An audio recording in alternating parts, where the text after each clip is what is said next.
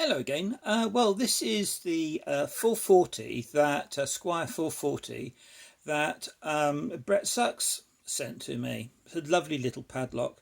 Haven't got one of these, so I have now, and it's gorgeous. My kind of lock. It's a Squire. It's got all the writing on the back.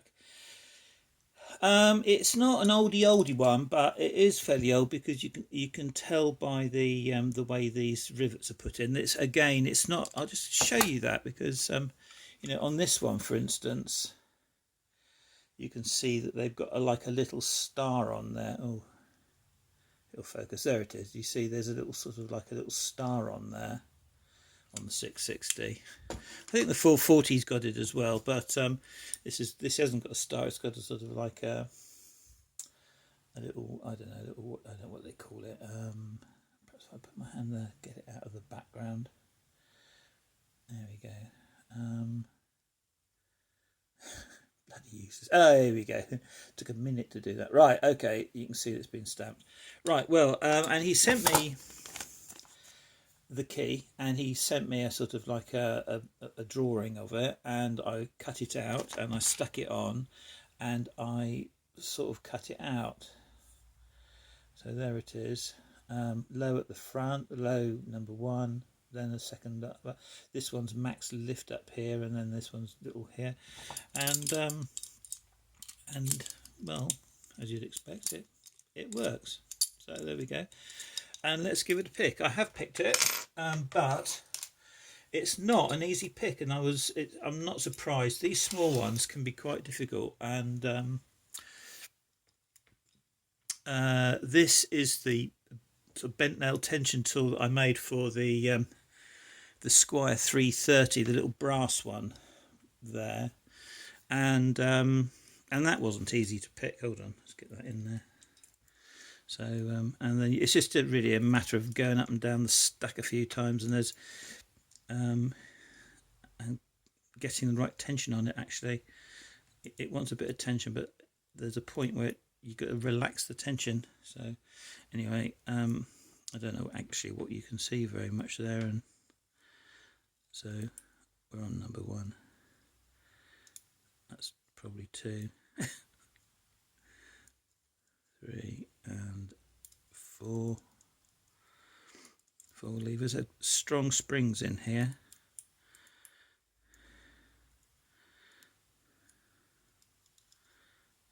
These Squires have strong springs.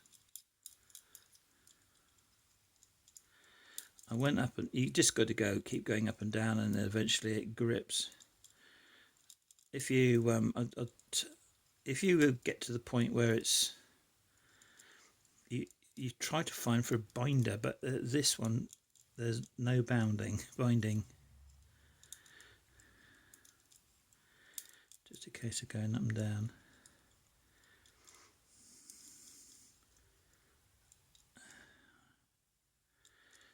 And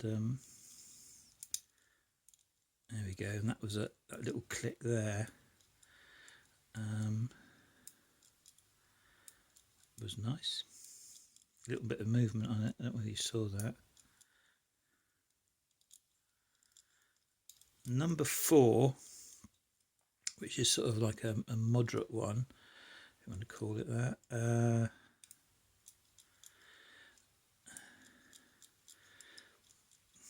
If that feels like it's binding slightly, then you can take the tension off a little bit, and that it will pop open.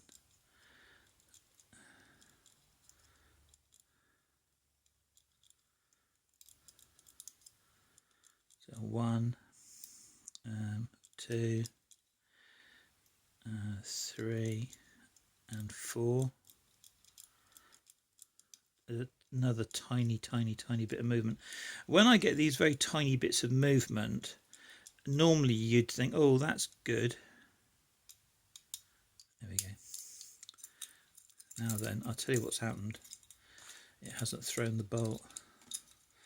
And normally, oops, come on, you just pop that in and throw the bolt, but actually I've had trouble doing that.